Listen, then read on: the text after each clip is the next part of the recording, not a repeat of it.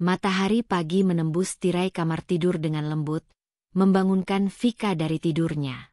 Wajahnya yang teduh memancarkan ketenangan meski di dalam pikirannya sudah berdesakan berbagai agenda hari itu. Di sebelahnya, Arfan masih terlelap. Vika menoleh dan tersenyum kecil. Ia merapikan selimut suaminya, lalu bangkit perlahan menuju kamar mandi. Rutinitas pagi baginya bukan hanya sekadar mandi dan sarapan, tapi sebuah permulaan dari perjuangan harian yang sudah ia jalani sejak 5 tahun terakhir, membangun restoran impian dari nol. Vika adalah sosok wanita mandiri yang tidak pernah suka bergantung pada orang lain, termasuk pada suaminya sendiri. Ia memulai bisnis kuliner dari satu gerobak kecil yang dulu ia dorong sendiri di pinggir jalan. Kini, ia berada di ambang peresmian restoran megah yang berdiri di pusat kota Jakarta. Restoran yang tak hanya menyajikan makanan, tapi juga cita rasa perjuangan. "Sayang, kamu nggak sarapan dulu?" tanya Arfan yang turun dari tangga dengan rambut acak-acakan, mengenakan kaos oblong dan celana pendek, menyeka matanya yang masih berat. Vika tersenyum. "Aku udah minum jus. Kamu mau kopi atau teh?" "Teh aja, yang manis ya, biar kayak kamu," goda Arfan dengan senyum menggoda.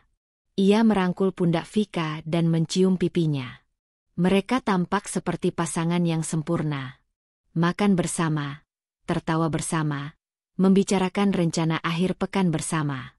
Namun, tanpa Vika sadari, semua itu adalah topeng. Sebuah topeng yang perlahan akan terlepas. Setelah sarapan, Vika langsung bersiap ke lokasi restoran barunya yang sudah hampir rampung. Hari ini ia akan bertemu dengan tim desain interior untuk menyempurnakan finishing dekorasi dan juga melakukan pengecekan dapur utama. Arfan tidak ikut. Seperti biasa, ia beralasan sedang banyak urusan bisnis dan harus fokus pada proyek freelance-nya sebagai desainer grafis. "Semangat ya sayang," ucap Arfan sebelum Vika berangkat, sambil memberikan pelukan singkat. "Selalu," jawab Vika, meskipun dalam hatinya ada sedikit keinginan agar Arfan lebih terlibat dalam prosesnya. Tapi ia memilih untuk tidak menuntut. Di perjalanan, Vika menyandarkan kepalanya di jendela mobil. Ia memandangi langit biru yang bersih. Ia berpikir tentang betapa hidupnya kini sudah jauh dari titik nol. Saat ia harus menahan lapar untuk bisa menabung demi membeli bahan baku. Saat ia hanya punya satu panci dan 2 kompor gas kecil untuk memasak pesanan pelanggan. Sesampainya di restoran, semua tampak berjalan lancar. Para pekerja bergerak cekatan. Aroma kayu baru dan cat menguar di udara. Nama restorannya, La Rasa, terpampang megah di atas pintu utama. Sebuah nama yang diambil dari kata rasa yang mendalam, bukan hanya untuk makanan, tapi juga rasa perjuangan dan rasa cinta pada kehidupan. "Bu Vika, ada panggilan dari media lokal. Mereka mau wawancara sebelum grand opening nanti," ujar Bagas, manajer restoran yang selama ini jadi tangan kanannya. "Bagus, atur waktunya hari Kamis. Sekalian kita sounding ke media," jawab Vika cepat. Kepalanya sudah dipenuhi dengan checklist persiapan hari H yang hanya tinggal seminggu lagi. Saat semua sibuk, Vika duduk di salah satu meja dekat jendela besar restoran. Ia memandang keluar, melihat lalu lalang orang dan kendaraan. Dalam hatinya ia merasa bersyukur. Namun entah kenapa, akhir-akhir ini ia merasa ada jarak antara dirinya dan Arfan. Bukan jarak fisik, melainkan emosional. Arfan yang dulu sering ikut ke dapur, kini lebih sering menyendiri. Arfan yang dulu cerewet tentang konsep bisnis, kini malah diam saat Vika membahas kemitraan dengan investor baru. Tapi lagi-lagi, Vika menenangkan diri sendiri. Mungkin dia hanya lelah. Mungkin dia stres. Semua orang bisa berubah. Sepulang dari restoran, Vika mencoba membawa suasana hangat. Ia menyiapkan makan malam favorit Arfan, ayam bakar madu dan sambal matah. Tapi ketika ia menyuguhkannya, Arfan hanya menjawab singkat, "Aku udah kenyang. Tadi makan di luar bareng klien." Vika menatap kosong ke arah meja makan. Piring yang ia susun dengan cinta tak disentuh sedikit pun. Tapi ia tersenyum lagi, menahan kecewa yang mulai menggores hatinya. Ia tahu, menjadi istri bukan hanya soal menerima pelukan dan ciuman, tapi juga siap menelan diam-diam kepedihan yang datang tanpa suara. Di malam hari, saat Arfan tertidur, Vika duduk di beranda. Angin malam menyapu wajahnya. Ia memejamkan mata, berusaha menenangkan diri. Tapi pertanyaan-pertanyaan itu mulai muncul lagi. Kenapa Arfan terasa jauh? Kenapa akhir-akhir ini ponselnya selalu dalam mode diam? Kenapa ia tak pernah lagi bertanya tentang restoran yang dulu ia dukung penuh? Ponsel Vika bergetar. Sebuah pesan dari Rini masuk. "Vik, kamu sibuk? Aku pengen ngobrol. Penting. Tapi bisa besok aja pas ketemu, ya?" Vika menjawab singkat.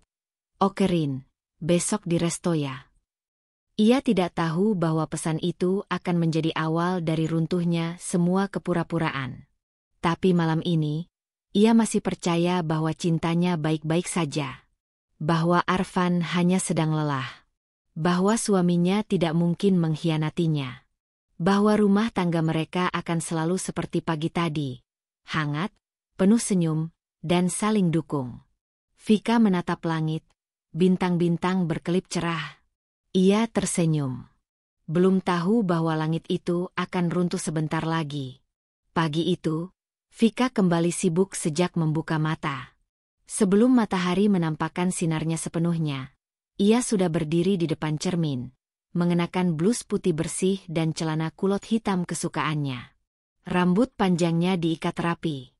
Wajahnya dipoles tipis dengan riasan natural, cukup untuk menyegarkan penampilannya. Ia tak pernah tampil mencolok, tapi selalu tampak elegan. Di dapur, ia menyiapkan sarapan seperti biasa, omelet keju dan roti panggang. Arfan belum bangun. Vika melirik jam, pukul 7. Ia sempat ragu untuk membangunkannya, namun urung. Beberapa hari terakhir Arfan sering mengeluh kurang tidur dan terlalu sibuk. Vika mencoba memahami, meski jauh di dalam hatinya, mulai terasa ada hal yang menjauh darinya. Setelah sarapan sendiri, Vika menerima panggilan video dari tim PR restorannya. "Bu Vika, saya baru dapat info dari Pak Haris. Ada investor dari Singapura yang tertarik hadir di acara grand opening nanti.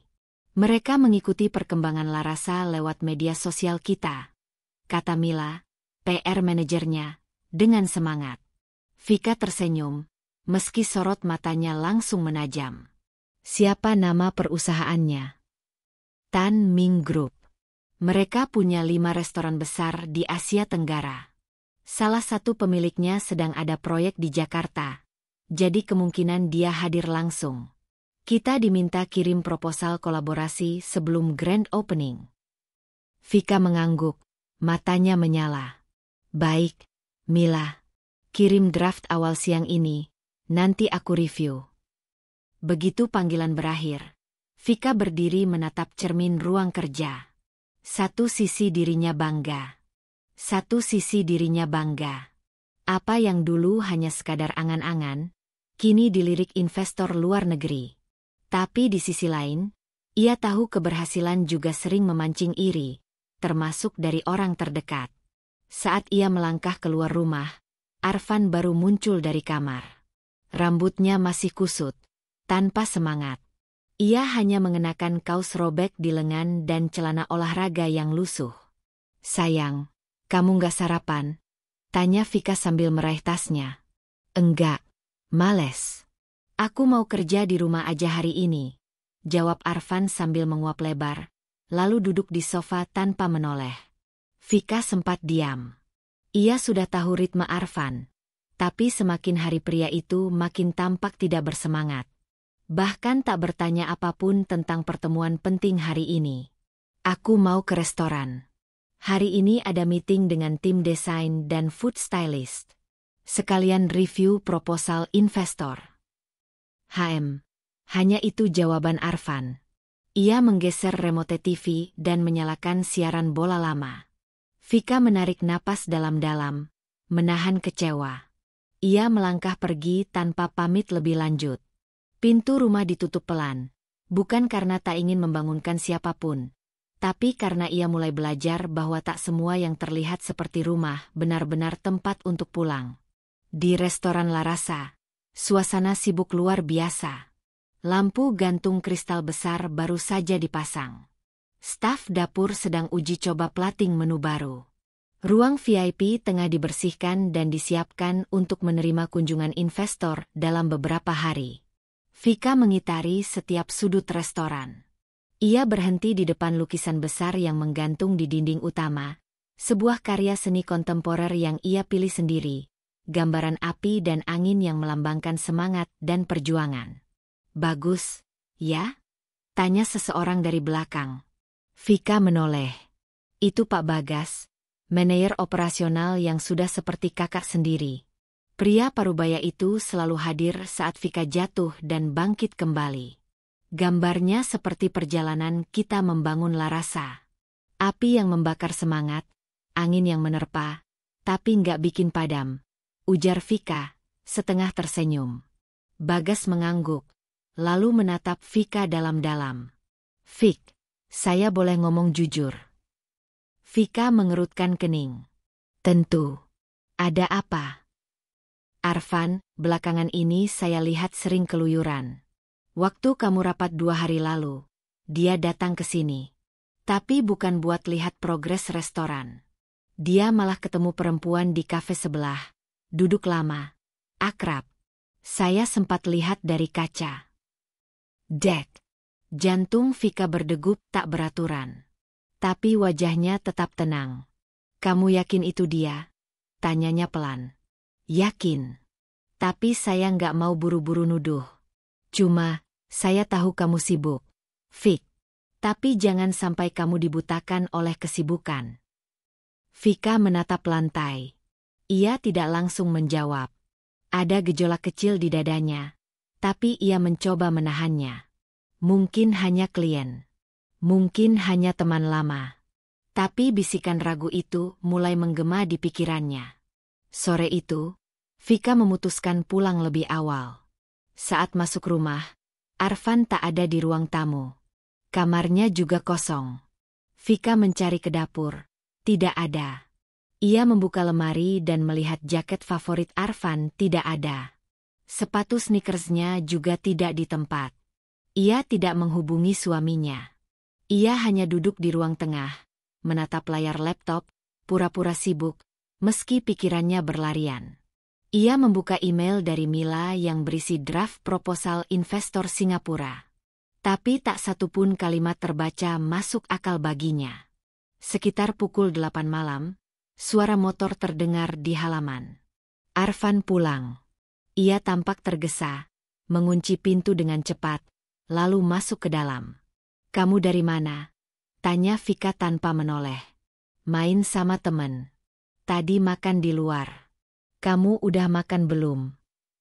Vika menatap suaminya. Di balik wajah kelelahan itu, ada bayangan samar parfum asing yang menyeruak begitu Arfan lewat di depannya. "Ada kabar baik. Investor dari Singapura tertarik kerjasama," ucap Vika, mencoba membangkitkan obrolan. "Oh ya? Bagus dong. Semakin banyak duit yang masuk." Nada datar. Tidak ada antusiasme. Tidak ada tepukan bahu atau pelukan seperti dulu. Yang ada hanya sinisme terselubung. "Kamu gak pengin tanya aku capek atau enggak hari ini?" tanya Vika pelan, mencoba menahan emosi. Arfan menatapnya. "Kamu selalu kuat, Vik. Aku yakin kamu bisa tanggung semuanya." Vika terdiam. Kalimat itu tidak terdengar seperti pujian, tapi seperti sindiran, seolah-olah kekuatannya adalah alasan Arfan untuk tak perlu lagi ikut berjuang. Malam semakin larut. Vika duduk di tepi ranjang, menatap foto pernikahan mereka di meja kecil samping tempat tidur. Dulu, cinta membuat segalanya terasa mungkin. Tapi kini, cinta itu terasa seperti beban yang harus ia pikul sendirian. Handphonenya berbunyi. Pesan dari Rini masuk lagi. Fik, kamu yakin Arfan baik-baik aja? Aku lihat dia tadi sore, dan kayaknya dia nggak jujur sama kamu. Vika membalas, kamu lihat dia di mana? Namun pesan itu belum dibalas sampai ia tertidur. Dan malam itu, untuk pertama kalinya, Vika bermimpi buruk. Mimpi tentang seseorang yang berdiri di tengah restoran Larasa, mencium wanita lain. Sementara semua orang menatap dan berbisik. Ia bangun dengan keringat dingin, menggenggam dadanya yang terasa sesak. Ia belum tahu bahwa mimpi itu hanya permulaan dari mimpi buruk yang nyata. Pagi itu hujan turun perlahan, menyisakan aroma tanah basah yang biasanya memberi ketenangan. Tapi pagi kali ini berbeda. Vika berdiri lama di balkon kamarnya, memandangi jalanan sepi yang tertutup gerimis tipis. Secangkir kopi di tangannya sudah dingin, tak sempat disentuh sejak ia tuangkan dari dapur. Dari dalam kamar terdengar suara Arfan yang masih mendengkur. Sudah pukul 8, dan seperti biasa, ia belum juga bangun. Vika menghela napas. Ia tak ingin memulai hari dengan mengeluh. Tapi diam-diam ia menyimpan perasaan ganjil yang mulai menggerogoti pikirannya. Sejak kemarin, pesannya pada Rini belum juga dibalas. Padahal biasanya sahabatnya itu selalu cepat menanggapi. Apalagi soal Arfan, sesuatu yang Rini bilang ingin disampaikan secara langsung. Jam 9, Vika bersiap pergi ke restoran. Ia sudah janji akan bertemu tim visual branding serta Mila dari PR. Saat ia sedang mengancingkan blazer, Arfan keluar kamar dengan rambut berantakan dan wajah malas. Mau kemana pagi-pagi gini? Tanya Arfan, setengah menguap. Ke restoran. Hari ini ada diskusi sama Mila soal kampanye promosi. Yaelah, kamu itu capek nggak sih kerja terus? Coba deh sesekali liburan kek. Vika menatap Arfan, menahan kata-kata. Sungguh lucu, pikirnya. Dirinya bekerja siang malam, justru demi mengamankan masa depan rumah tangga mereka. Tapi kini malah dituduh terlalu sibuk. Ia ingin menjawab, ingin berdebat. Tapi ia tahu, perdebatan kecil hanya akan jadi bumerang. Aku pergi dulu. Ya, ucap Vika singkat. Arfan hanya mengangguk dan kembali ke kamar tanpa pamit, tanpa pelukan, tanpa tatapan penuh cinta seperti dulu. Di restoran, suasana jauh berbeda. Semua staf terlihat sibuk, namun semangat. Mila datang sambil membawa draft desain iklan digital dan brosur promosi untuk grand opening. Bagas membantu mengatur pertemuan dengan influencer lokal. Di sela-sela kesibukan itu, Vika mencoba mengalihkan pikirannya dari segala kecurigaan. Namun, saat sedang mengecek dapur, Rini akhirnya muncul. Wajahnya tampak gelisah, seperti seseorang yang menyimpan rahasia terlalu lama. Vik, bisa ngobrol sebentar? Tanya Rini, pelan. Vika mengangguk. Mereka berdua duduk di pojok restoran yang masih belum digunakan. Hujan masih turun, menyisakan suara rintik yang menenangkan tapi tak bisa menyembunyikan denyut kecemasan di dada Vika. Rini menggenggam tangan sahabatnya. Maaf ya Vik, aku sempat bingung mau ngomong atau enggak. Apa? Rin? Langsung aja. Jangan buat aku nebak-nebak. Potong Vika cepat. Hatinya makin tak tenang. Aku beberapa kali lihat Arfan bareng seorang cewek. Kayaknya bukan urusan kerja. Mereka mesra banget. Vik, duduk berdua di kafe. Kadang ke parkiran bareng. Terakhir, aku lihat mereka masuk ke hotel. Vika menegang. Matanya membelalak. Hotel?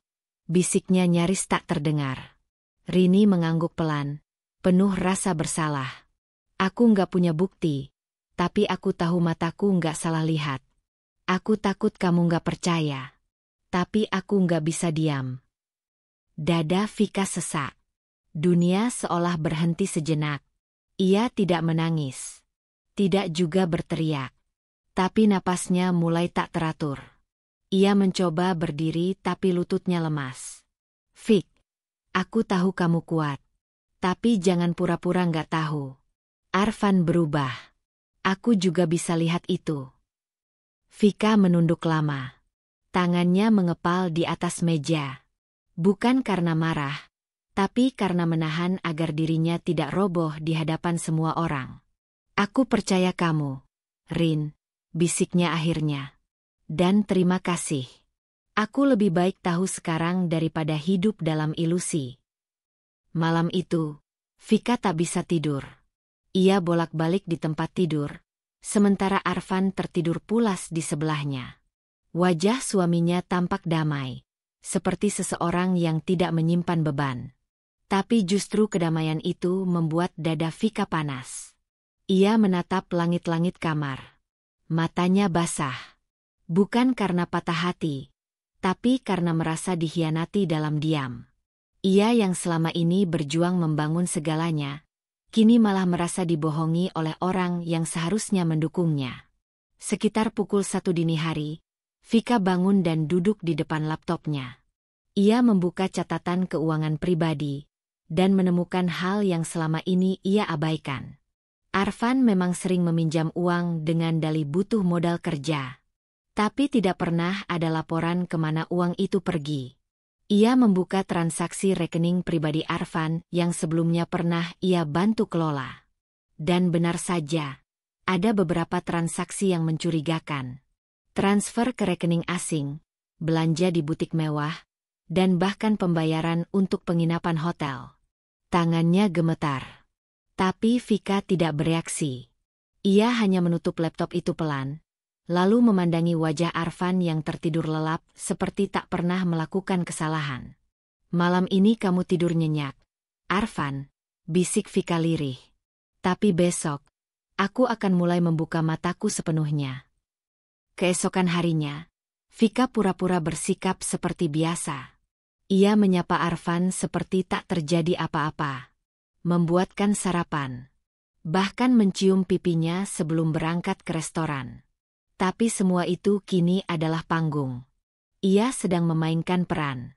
Sore itu, Vika memanggil Bagas secara pribadi. Di ruang kerjanya di restoran, ia menyerahkan sesuatu. Pak Bagas, ini daftar nama dan nomor keamanan yang bisa kita percaya. Aku butuh bantuannya untuk pasang CCTV tambahan di dapur dan area belakang restoran. Khususnya hari grand opening nanti. Tapi rahasiakan ini, ya. Bagas terdiam sesaat.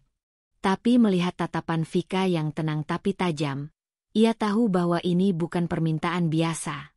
Baik, saya mengerti. Tapi kalau boleh tahu, ada apa, Vik? Vika menatapnya. Lama. Lalu tersenyum kecil. Aku hanya ingin membuktikan bahwa aku tidak gila. Dan bahwa naluriku sebagai istri, ternyata benar selama ini. Di malam hari, Vika duduk di ruang tamu sendirian. Arfan pulang larut malam, membawa kantung belanja dari mall. Ia mengatakan tadi bertemu klien, padahal pakaian yang ia bawa adalah gaun wanita. Ini hadiah buat keponakan, katanya ulang tahun minggu depan, ujar Arfan santai. Vika hanya tersenyum. Kamu perhatian juga, ya. Arfan tertawa kecil. Aku ini paman terbaik. Vika tahu ia sedang berbohong. Tapi malam ini, ia memilih untuk tidak menegur, tidak bertanya, tidak menyelidik. Ia hanya mencatat semuanya, dengan mata yang terbuka dan hati yang mulai membatu. Dan ketika malam semakin larut, Vika duduk di balkon sambil memandangi langit gelap yang tanpa bintang. Hatinya seperti langit itu, kelam, kosong, tapi penuh dengan badai yang akan segera datang. Jika cinta ini palsu, bisiknya pelan, aku akan pastikan kau menyesal telah mempermainkannya. Hari-hari berjalan seperti biasa di mata luar. Vika tetap datang pagi ke restoran, menyapa semua staf dengan senyum hangat, mengecek dapur, lalu duduk rapat bersama tim branding untuk memastikan setiap detail grand opening sempurna. Tapi di balik wajah yang tenang dan elegan itu, ada badai yang sedang disimpannya rapi di balik dada. Sejak Rini mengungkapkan kecurigaannya, dan setelah Vika melihat bukti transaksi serta pola kebohongan Arfan yang makin nyata, ia sadar pernikahannya sedang dijadikan panggung sandiwara oleh suaminya sendiri. Ia adalah pemain tunggal dalam perjuangan.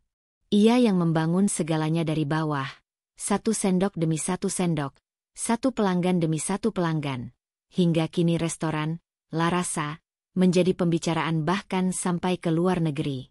Tapi Arfan? Pria yang katanya mencintai Vika sejak zaman susah itu perlahan menjelma menjadi sosok yang hanya numpang tidur, numpang uang, dan lebih buruk, numpang nama. Hari itu Vika pulang lebih awal. Ia ingin melihat langsung bagaimana Arfan menjalani hari-harinya. Mobilnya ia parkir agak jauh, lalu berjalan kaki ke arah rumah. Dan benar saja, di seberang jalan, ia melihat Arfan keluar dari sebuah taksi bersama seorang wanita muda. Vika mengenal wajah itu. Sela, perempuan yang dulu pernah ia lihat di pesta kantor Arfan, hanya sebagai kenalan biasa. Waktu itu Sela terlihat sopan, sedikit lugu. Tapi sekarang, Sela menempel erat di lengan Arfan seperti lengketnya lintah pada kulit. Mereka tertawa bersama, lalu masuk ke sebuah mini hotel kecil di gang belakang. Tempat itu jelas bukan lokasi rapat bisnis. Vika berdiri diam, tubuhnya membeku oleh amarah. Tapi ia tidak menangis. Ia tidak berlari mengejar. Ia hanya mematung di tempat. Di matanya, gambaran cinta dan kepercayaan yang dulu ia tanam perlahan hancur, seperti bangunan tua yang diruntuhkan dari dalam. Dan lucunya, Arfan melakukannya di saat Vika sedang mengatur hari terbesar dalam hidupnya. Grand opening restoran yang mereka impikan bersama. Dengan langkah tenang, Vika kembali ke mobil. Di dalam kabin yang sunyi, ia menatap cermin kecil di atas dashboard. Ia melihat dirinya sendiri, tapi dengan pandangan yang berbeda. Bukan lagi Vika yang penuh harapan, tapi Vika yang terluka dan mulai berubah menjadi lebih tajam. Lebih siap, lebih kejam, jika perlu. Beberapa hari kemudian, Arfan mulai menunjukkan perubahan sikap. Ia tampak lebih manis dari biasanya.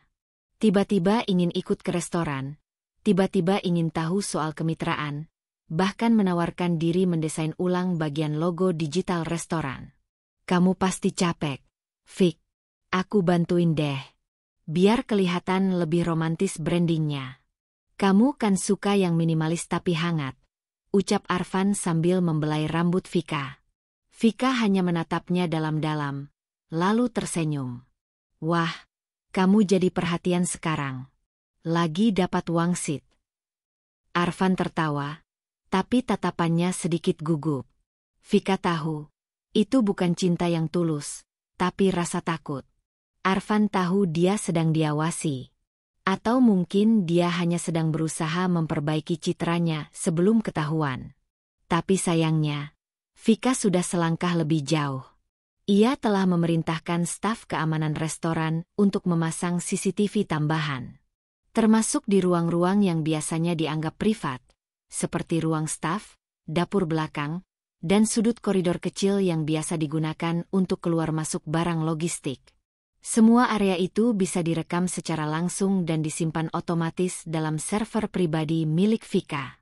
Kalau dia ingin mencium pelakornya di restoranku sendiri, biar aku punya buktinya nanti, ujar Vika pelan saat menyusun laporan keuangan bersama Bagas. Bagas hanya mengangguk. Ia tahu, Vika bukan tipe yang suka bicara keras. Tapi saat ia bicara pelan, justru disitulah kekuatannya paling berbahaya. Malam harinya, Arfan kembali membawa satu kantong belanja. Kali ini berisi parfum dan sepatu hak tinggi. Vika diam saja saat dia meletakkan barang itu di ruang kerja. Katanya buat hadiah ke klien, ujar Arfan tanpa diminta. Klien perempuan? Tanya Vika sambil tetap menatap layar laptopnya. Iya. Owner butik yang sempat bantu aku revisi desain kemarin, jawab Arfan tenang. Namanya? Tanya Vika lagi. Arfan tampak ragu. Sela. Kenapa? Vika menoleh, menatap suaminya tajam. Aku cuma ingin tahu. Tak kenal maka tak waspada, kan? Arfan tertawa canggung. Aduh, kamu parno banget. Kita ini pasangan yang saling percaya. Fik, jangan jadi insecure, ya. Insecure cuma muncul saat ada sesuatu yang hilang, jawab Vika lirih. Hari demi hari, Arfan makin sering menghilang. Kadang beralasan lembur, kadang katanya meeting dadakan. Tapi semuanya kini tak lagi membuat Vika gelisah. Justru ia semakin siap menghadapi sesuatu yang selama ini hanya ia duga. Ia tahu Arfan tak lama lagi akan melakukan kesalahan besar. Dan kesalahan itu terjadi lebih cepat dari yang ia bayangkan. 2 hari sebelum grand opening, Sela datang ke restoran.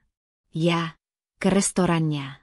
Dengan dandanan menor dan baju ketat, ia berjalan masuk seperti tamu kehormatan. Arfan sudah menunggu di meja sudut yang jarang dipakai pengunjung. Vika melihat semua itu dari kamera CCTV yang ada di ruang kendali. Bersama Bagas dan 2 staf kepercayaannya, mereka menyaksikan bagaimana Arfan menyodorkan amplop berisi sesuatu pada Sela, mungkin uang. Lalu, tanpa malu-malu, pria itu mencium pipi Sela. Bahkan memeluknya. Vika mengepalkan tangan. Tapi ia tetap tenang. Ia tidak akan menyerang saat emosi. Ia akan menyerang saat semua mata sedang menatap. Dan itu adalah malam grand opening restoran. Di rumah, Arfan bersikap seperti suami sempurna. Ia memeluk Vika, mencium tangannya, bahkan bertanya, "Kamu deg-degan gak besok?" "Sedikit," jawab Vika singkat. "Tenang aja. Aku akan jadi suami yang paling bangga malam itu," katanya penuh percaya diri. Vika tersenyum. "Iya, aku tahu. Kamu pasti jadi pusat perhatian." Arfan tak tahu bahwa ia akan benar-benar jadi pusat perhatian. Tapi bukan sebagai suami yang mendukung, melainkan sebagai pria beban yang mencium pelakor di dapur restoran milik istrinya sendiri. Vika memandangi wajah Arfan yang sedang tertidur malam itu.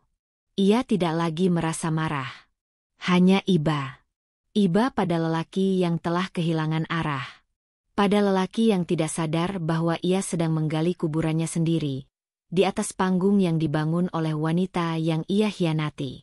Dan di dalam hati Vika, ia tahu, malam peresmian restoran bukan hanya tentang pembukaan usaha baru, tapi juga penutupan sebuah bab yang selama ini ia anggap cinta. H1 menjelang grand opening, udara terasa berbeda. Tak hanya karena restoran, La Rasa, dihiasi bunga-bunga segar, tenda elegan, dan papan ucapan selamat dari berbagai tokoh penting, tapi juga karena ketegangan yang Vika simpan rapat dalam dadanya.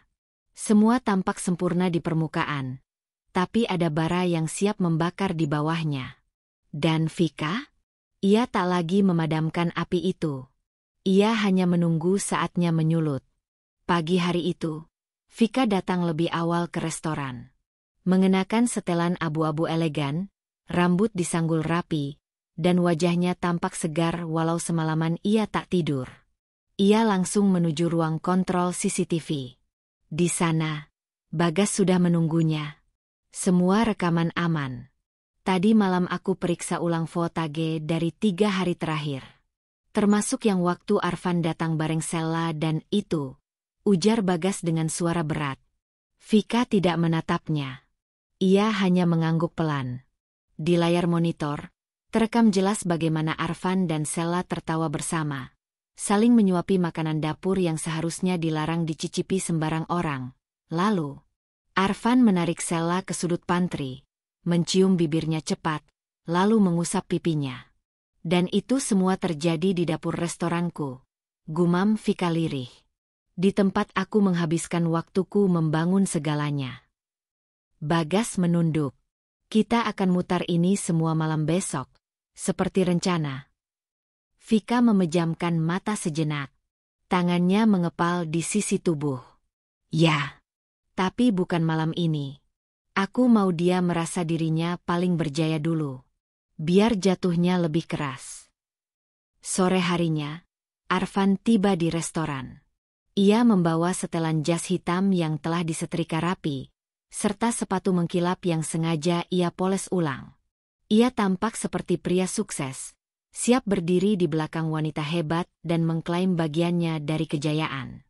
Tapi hanya Vika yang tahu, pria itu hanyalah topeng dari kekosongan. Sayang, aku lihat tempat ini makin keren ya. Kamu hebat banget, ucap Arfan sambil memeluk Vika dari belakang saat ia sedang mengecek meja VIP. Vika pura-pura tersipu. Kamu bantu doa aja, semoga acaranya lancar. Pasti. Aku juga udah undang beberapa teman. Termasuk, ya, kamu tahulah, kolega yang dulu pernah kerja bareng aku. Kolega? Perempuan. Yah, salah satunya. Iya. Biar kelihatan networkingku luas, jawab Arfan santai. Vika hanya tersenyum. Bagus. Semakin banyak yang datang, semakin ramai acaranya. Ia tahu maksud Arfan.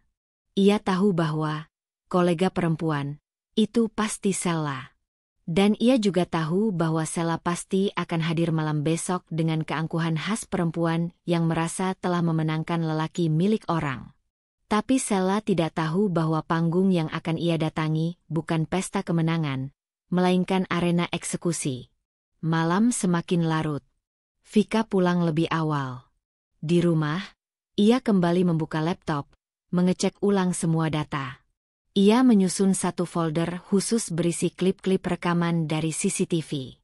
Ia edit dengan transisi halus, diberi keterangan waktu, dan dilengkapi dengan intro bertuliskan. Terima kasih telah datang dalam hari terindahku. Mari kita lihat siapa yang sebenarnya berdiri bersamaku. Ia tahu, besok bukan hanya tentang makanan lezat dan penampilan restoran, tapi tentang membongkar kebusukan yang selama ini ia tutupi demi menjaga kehormatan rumah tangga yang nyatanya hanya ilusi. Arfan masuk kamar sambil bersiul. Ia melemparkan tas kecil ke sofa dan menjatuhkan dirinya ke ranjang. Besok kita bakal cetak sejarah. Ya, Fik. Jangan gugup. Kamu bakal bersinar. Ucapnya tanpa tahu bahwa senyumnya malam itu akan jadi senyum terakhir yang bisa ia lemparkan dengan penuh percaya diri. Vika menatapnya lama, lalu berkata tenang. Kamu juga harus siap, Fan. Besok semua orang akan tahu siapa dirimu yang sebenarnya. Arfan tertawa ringan. Ah, kamu suka drama. Vika balas tersenyum. Dan kamu suka jadi aktornya. Pagi hari grand opening tiba. Restoran sudah ditata seindah mungkin. Karpet merah dibentang dari pintu masuk. Busana para staf seragam dalam nuansa abu-abu dan emas. Di luar, wartawan sudah bersiap. Influencer berdatangan. Investor asing pun kabarnya akan hadir sekitar pukul 7 malam. Arfan mengenakan jas terbaiknya. Ia berdiri di sebelah Vika sepanjang sesi pembukaan, tersenyum seolah ia adalah separuh dari kesuksesan ini. Sela datang tak lama setelah itu, mengenakan gaun merah menyala yang terlalu mencolok. Ia duduk di barisan tengah, bersama teman-teman Arfan. Beberapa staf perempuan sudah berbisik melihat gestur mereka. Sela sempat melambaikan tangan ke arah Arfan dengan genit, seolah tak sadar Vika berdiri 1 meter darinya. Tapi Vika tetap tersenyum, tetap tenang, dan tetap mengatur semuanya. Ia tahu, jam 9 malam nanti, panggung akan berpihak padanya. Menjelang pukul 9, Vika naik ke panggung kecil. Ia memegang mikrofon. Semua tamu sudah duduk, termasuk para investor dan wartawan. Terima kasih atas kehadiran semua tamu yang saya hormati malam ini. Malam ini adalah malam besar bagi kami. Sebuah mimpi yang telah saya bangun dari titik nol. Semua mata tertuju padanya. Ia tampak anggun dengan gaun satin biru tua dan rambut digelung rapi. Dan sebagai bagian dari peresmian restoran ini, saya ingin menunjukkan sedikit video dokumentasi proses kami. Agar para tamu bisa melihat Siapa saja yang berperan dalam lahirnya Larasa. Lampu diredupkan. Layar besar di panggung menyala. Semua mengira akan ada video behind the scene proses renovasi restoran atau dokumentasi dapur. Tapi yang muncul adalah rekaman Arfan mencium Sella di dapur restoran. Gasps terdengar dari berbagai sudut ruangan. Beberapa tamu terdiam. Yang lain langsung menoleh ke arah Arfan dan Sella yang wajahnya pucat seketika. Beberapa wartawan refleks mengangkat kamera. Arfan berdiri panik. Sella menunduk, wajahnya merah padam. Video berlanjut. Arfan menyuapi Sella, memeluknya, dan menyusupkan amplop ke tangannya. Vika tetap berdiri tegak di panggung. Mikrofon masih di tangannya. Saya ingin berterima kasih kepada pria di video itu, ujarnya dengan nada tegas namun elegan. Karena berkat dia, saya belajar bahwa membangun sesuatu dengan cinta tak selalu membuatmu dilindungi dari pengkhianatan. Semua tamu menatap ke panggung, terdiam. Restoran ini saya bangun sendiri. Dengan uang saya sendiri. Dengan tenaga saya sendiri. Dengan kepercayaan yang sempat saya titipkan kepada seorang pria beban. Mata Vika menatap langsung ke arah Arfan, yang kini gemetaran dan tak tahu harus berdiri atau duduk. Dan mulai hari ini, semua yang menyertainya, termasuk ATM, mobil, dan rumah yang atas nama saya, sudah tidak lagi menjadi miliknya. Suara tepuk tangan pelan mulai terdengar.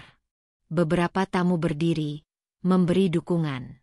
Investor dari Singapura berdiri dari kursinya dan memberi anggukan hormat.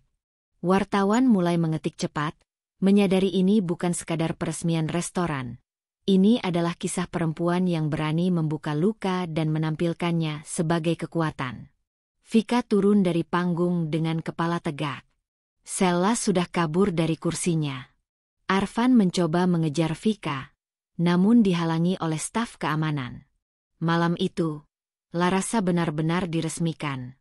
Bukan hanya sebagai restoran impian, tapi juga sebagai tempat Vika mengubur pengkhianatan dan membakar nama pria yang selama ini hanya menumpang hidup dalam bayangannya.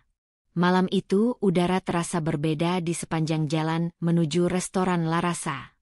Lampu-lampu hias bergelantungan, menari di antara angin malam yang lembut. Musik jazz mengalun dari panggung kecil di pojok taman depan restoran. Tamu-tamu undangan mulai berdatangan, mengenakan busana terbaik mereka. Di balik senyum dan sapaan hangat para pramusaji, ada ketegangan yang tak kasat mata, seperti gelombang tenang yang menyimpan badai di dasar laut. Vika berdiri di depan cermin di ruang rias khusus yang disiapkan untuknya. Gaun biru malam bersiluet ramping membungkus tubuh anggunnya, memperlihatkan sisi wanita kuat yang tak goyah. Rias wajahnya lembut namun tajam, alis melengkung tegas, bibir berwarna nude yang berani. Ia tidak tampak seperti wanita yang hatinya baru saja dicabik oleh pengkhianatan. Ia tampak seperti seorang ratu yang siap naik tahta dan menggulingkan sang pengkhianat. Fik. Suara Bagas masuk melalui pintu. Semua tamu utama sudah datang. Investor dari Jepang juga baru masuk. Arfan sudah duduk di depan, berdampingan dengan Sella. Potong Vika tanpa menoleh. Bagas mengangguk pelan. Ya, tapi mereka tidak tampak akrab. Mungkin mencoba menyamarkan. Vika tersenyum kecil. Biarkan. Biar mereka nyaman dulu. Malam ini, biarkan semua yang palsu berpesta. Sebelum topeng mereka kubuka satu persatu. Di ruang utama restoran, suasana benar-benar mewah. Desain interior bergaya modern klasik dengan sentuhan kayu hangat memberi kesan elegan namun akrab. Dinding dihiasi lukisan bergaya kontemporer. Lukisan-lukisan yang Vika pilih sendiri dari seniman muda lokal. Aroma masakan khas Larasa menggoda dari dapur terbuka di sisi kiri ruangan, membuat para tamu tak sabar mencicipi. Arfan berdiri dengan angkuh di sisi kanan panggung kecil. Ia mengenakan setelan jas hitam, rambut disisir klimis, dan ekspresi penuh percaya diri. Di sebelahnya, Sela tampak menawan dengan gaun merah marun dan high heels tinggi yang menusuk lantai dengan setiap langkahnya. Beberapa tamu menyapa Arfan, bertanya apakah dia salah satu pemilik restoran ini. Dan dengan santainya, Arfan menjawab, "Saya suaminya Vika. Kami bangun ini bersama." Vika mendengar itu dari balik layar. Matanya tak berkedip. Dadanya menahan gelombang amarah yang mendesak ingin keluar. Tapi ia tahu, semuanya akan segera mendapat gilirannya. Dan malam ini akan menjadi malam yang tak pernah dilupakan oleh semua orang di ruangan itu. Pukul 8 malam, Vika naik ke atas panggung. Musik dihentikan. Semua tamu otomatis diam dan memandang ke arahnya. Kamera wartawan diarahkan ke wajahnya. Kilatan lampu mulai menyala. "Selamat malam semua," ucap Vika dengan suara tenang namun penuh wibawa. "Terima kasih telah hadir dalam malam yang sangat berarti untuk saya." Ia mengambil jeda. Senyumnya kecil, matanya mengitari ruangan. Malam ini bukan sekadar peresmian restoran. Ini adalah simbol dari perjuangan, ketekunan, dan keyakinan seorang wanita untuk membuktikan bahwa mimpi tak hanya bisa digapai, tapi bisa dijadikan kenyataan. Tepuk tangan riuh terdengar.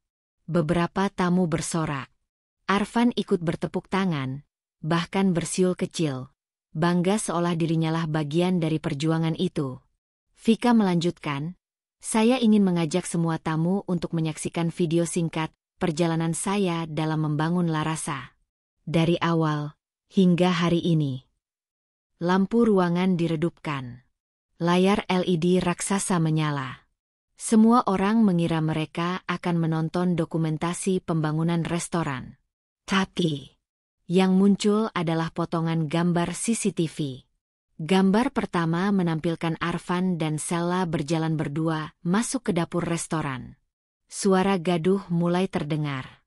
Potongan kedua, Arfan memeluk Sela dari belakang sambil menyuapinya makanan. Potongan ketiga, Arfan menarik Sela ke sudut dapur, lalu mencium bibirnya. Layar terus menayangkan beberapa momen, lengkap dengan tanggal dan jam. Semua tamu terpaku. Beberapa wartawan langsung berdiri dan mengambil foto. Investor asing berbisik satu sama lain, wajah mereka penuh keterkejutan. Rini yang duduk di barisan depan langsung menatap Vika dengan mata berkaca-kaca, memahami apa yang sebenarnya terjadi. Arfan berdiri dari tempat duduknya.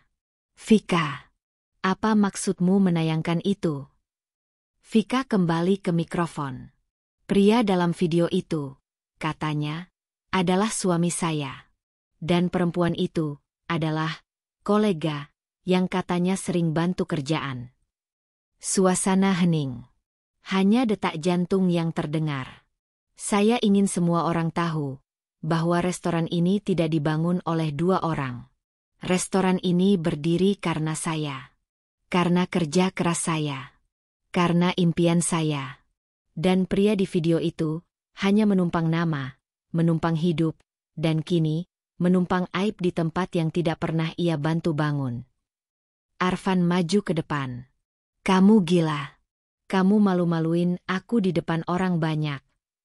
Vika menatapnya tajam. "Kau malu karena tertangkap, bukan karena berkhianat." Arfan meraih tangannya, namun dua staf keamanan segera menahan langkahnya. Semua mata menyorot Arfan seperti melihat sampah yang tertangkap basah. Vika menatap langsung ke arah kamera wartawan. Malam ini bukan hanya tentang merayakan pembukaan Larasa, tapi juga penutupan kisah cinta penuh kebohongan. Dan mulai detik ini, pria itu bukan lagi siapa-siapa dalam hidup saya. Tepuk tangan meledak. Beberapa tamu berdiri. Bahkan investor asing memberi aplause dengan berdiri, memberi kode respect kepada Vika. Sela kabur dari ruangan dengan wajah panik. Arfan terduduk di lantai, tak tahu harus berbuat apa. Semua aibnya telah disaksikan langsung oleh puluhan orang penting, terekam kamera, dan tak akan pernah bisa dia tarik kembali. Vika turun dari panggung. Bagas menyambutnya dengan senyum penuh rasa hormat. Kamu luar biasa malam ini, Fik, bisiknya. Vika menatap lurus ke depan. Belum selesai. Masih ada yang harus aku lakukan. Beberapa jam kemudian, pesta tetap berlangsung. Tapi tanpa Arfan. Ia sudah dikeluarkan dari ruangan. Vika tetap melayani tamu-tamu dengan senyum hangat, seolah tak pernah ada luka. Tapi dalam hatinya, ia tahu malam ini adalah kemenangan. Bukan kemenangan karena membuka restoran, tapi karena ia berhasil membuka matanya sendiri. Dan membuka mata semua orang yang selama ini tertipu oleh topeng pria beban itu. Dan ketika malam mulai larut, Vika naik ke rooftop restoran. Sendirian. Menatap lampu kota dari ketinggian. Angin malam membelai rambutnya. Dalam genggaman tangannya, ada secarik surat dari notaris. Surat pemblokiran semua aset atas nama Arfan, ATM, akses rumah, mobil, hingga bisnis kecil yang dulu Vika biayai diam-diam. Kini semuanya kembali padanya. Dan Arfan tak punya apa-apa. Dia datang tanpa harta, kini pergi tanpa harga. 1 hari setelah pesta besar yang menjadi perbincangan hangat media sosial dan pemberitaan online, Vika duduk sendirian di ruang kerjanya. Di luar, para staf restoran masih membahas momen menegangkan semalam. Bagaimana layar LED raksasa menjadi saksi terbongkarnya kebohongan Arfan di tengah pesta peresmian restoran yang seharusnya sakral dan membahagiakan. Tapi yang paling menjadi buah bibir adalah keberanian Vika. Seorang perempuan elegan yang tak hanya membongkar aib suaminya sendiri, tetapi juga berdiri tegak tanpa gemetar sedikitpun saat menghadapi pria yang selama ini ia cintai. Pagi itu, puluhan notifikasi memenuhi layar ponselnya. Beberapa media menghubunginya, meminta wawancara eksklusif. Banyak perempuan dari seluruh penjuru negeri mengiriminya pesan, memuji keberaniannya, menyatakan solidaritas, hingga meminta nasihat karena mereka merasa kisah Vika adalah cerminan hidup mereka. Namun Vika tak menjawab satupun. Ia hanya membaca, mencerna, dan tersenyum tipis.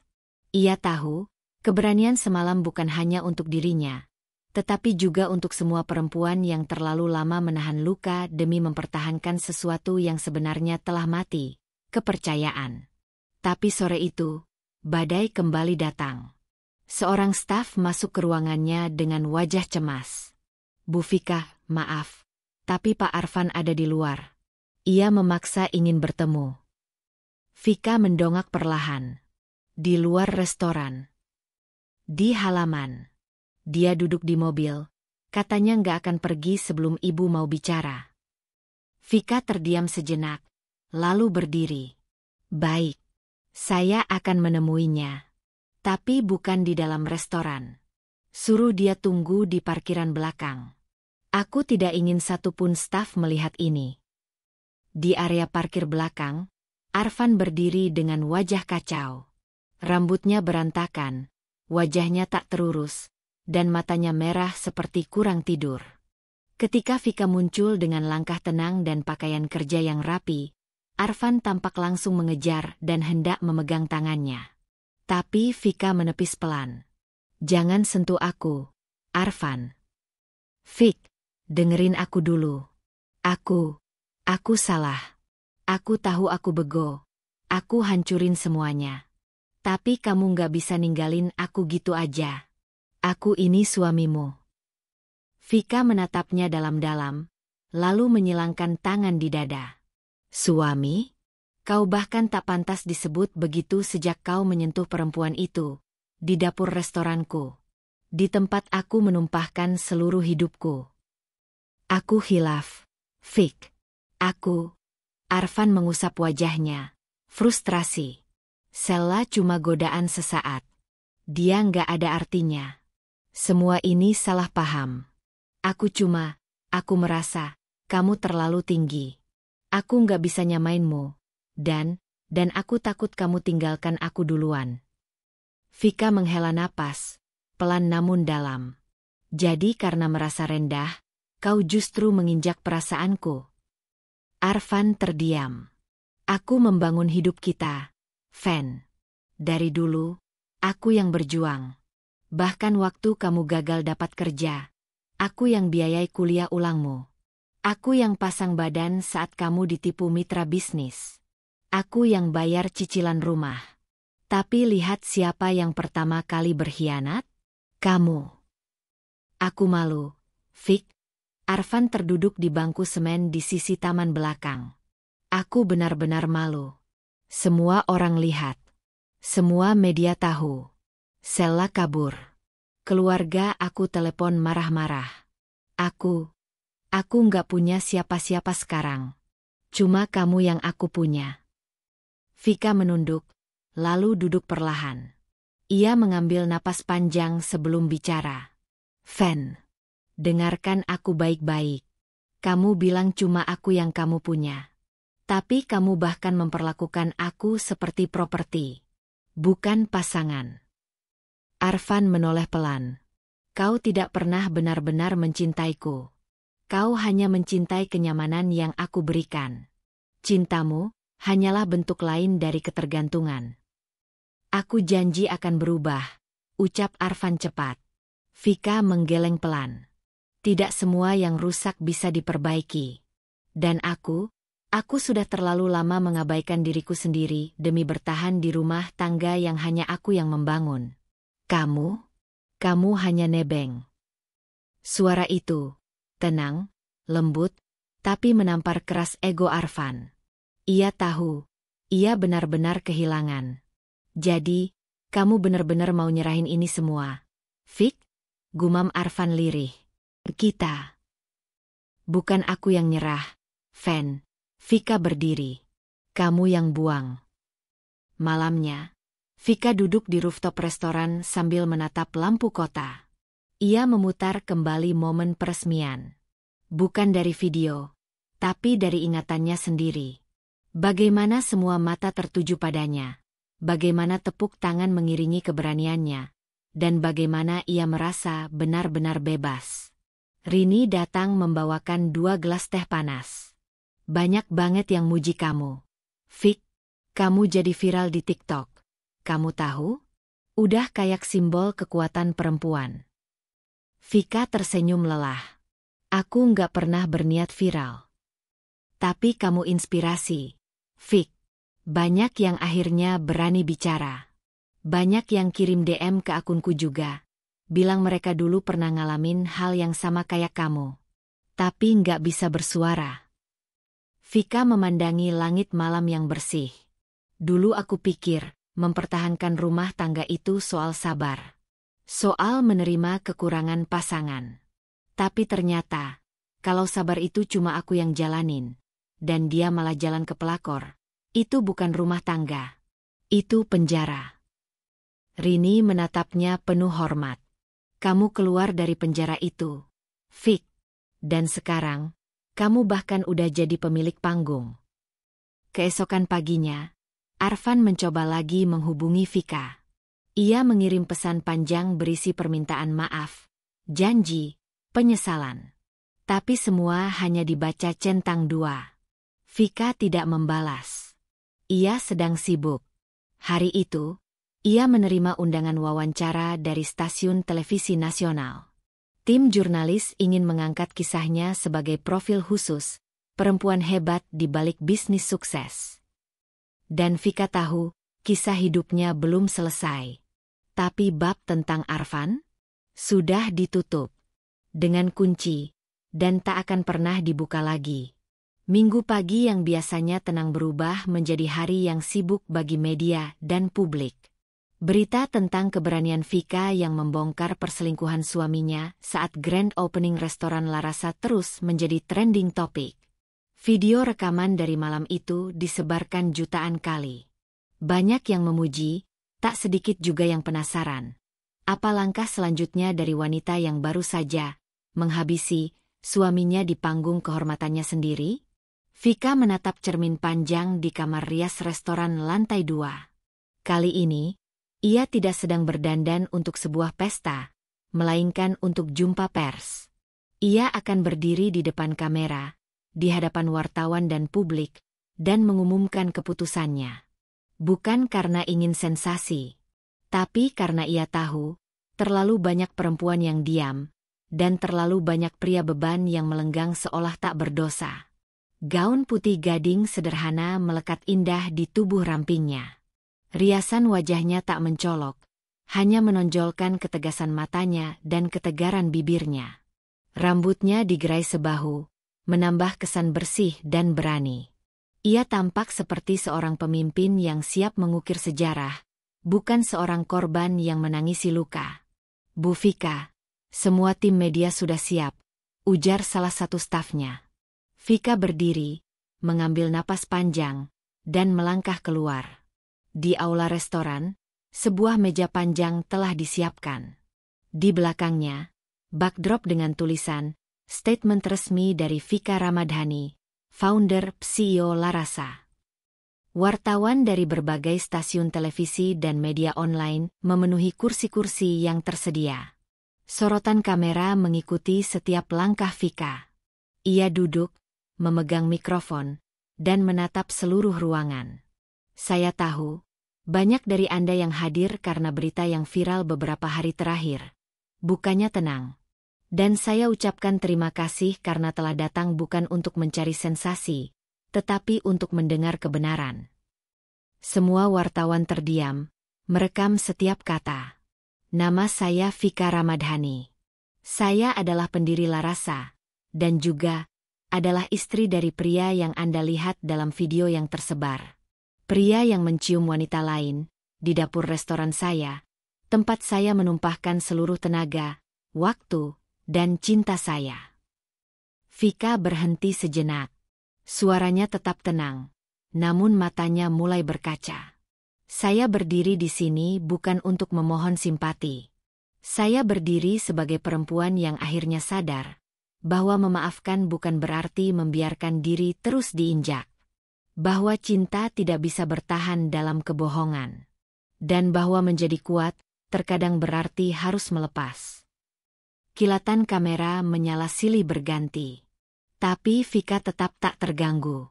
"Karena itu, hari ini, saya menyatakan bahwa saya telah mengajukan gugatan cerai terhadap Arfan Sutrisna. Seluruh akses atas nama saya yang sebelumnya saya izinkan, rekening, kendaraan, dan rumah, telah saya cabut secara hukum. Dan mulai hari ini, ia bukan lagi bagian dari hidup saya, tidak dalam bentuk apapun." Ruangan sontak hening. Beberapa wartawan bahkan berhenti mengetik. Pernyataan itu begitu jelas, begitu final, begitu mengguncang. Banyak yang bertanya pada saya, "Kenapa harus dipermalukan di depan umum?" Jawaban saya sederhana, karena dia tidak malu mempermalukan saya di belakang layar. Jadi saya hanya memutar cermin untuk memperlihatkan siapa dirinya yang sebenarnya. Ia menatap langsung ke kamera.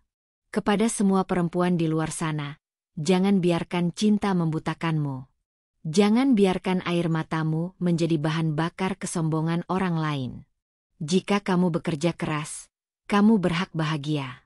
Jika kamu setia, kamu berhak dihargai. Jangan takut untuk berdiri sendiri, karena seringkali, berdiri sendiri jauh lebih kuat daripada bertahan dengan orang yang hanya menjatuhkanmu."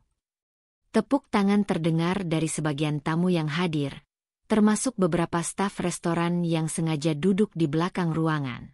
Mereka melihat bos mereka hari ini tak hanya sebagai pemimpin, tapi juga sebagai wanita luar biasa yang tak gentar melawan aib yang ditimpakan padanya.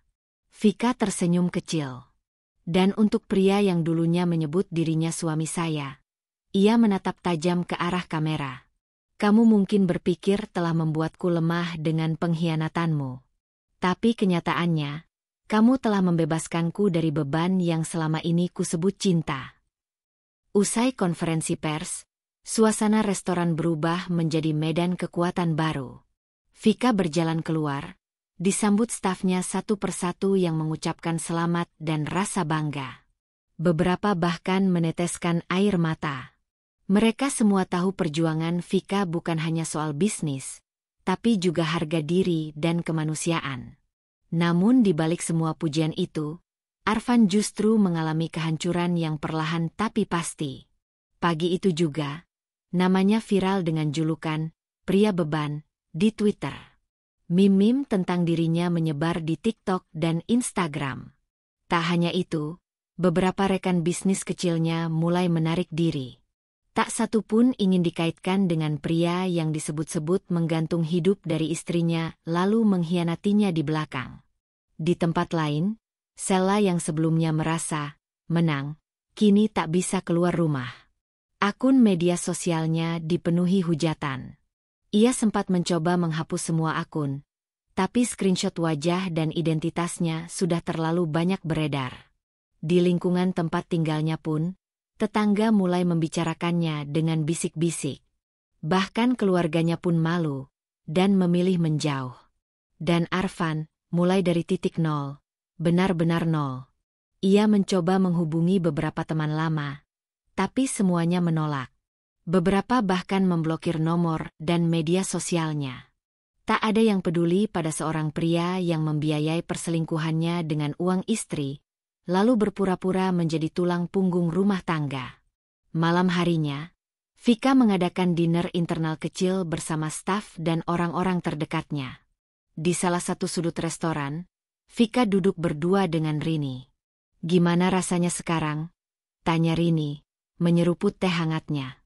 Vika menghela napas ringan, seperti baru keluar dari ruangan gelap dan akhirnya nemu cahaya. "Kamu nggak menyesal?" Vika tersenyum. "Enggak. Aku hanya menyesal karena terlalu lama diam. Tapi sekarang, aku bisa mulai dari awal. Dengan orang-orang yang benar-benar menghargai aku." Rini menatapnya, lalu menggenggam tangan sahabatnya itu.